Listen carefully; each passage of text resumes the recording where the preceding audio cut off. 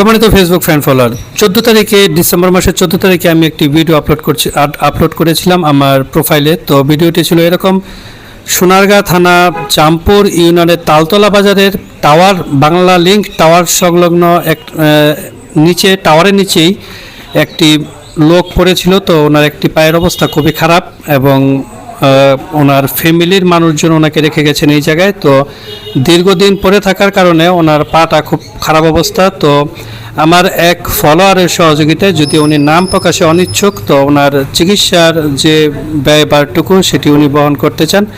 তো আজকে আমি মোফাজ্জল এবং ওয়াসিম আর আমাদের পেরাবো স্বাস্থ্য কমপ্লেক্সের সাবেক ডক্টর আমিনুল ভাইকে নিয়ে আজকে আমরা সকালে আসলাম ওনার চিকিৎসাটা কিভাবে করা যায় সেই ব্যাপারে খোঁজ খবর নেওয়ার জন্য। তো ইনশাল্লাহ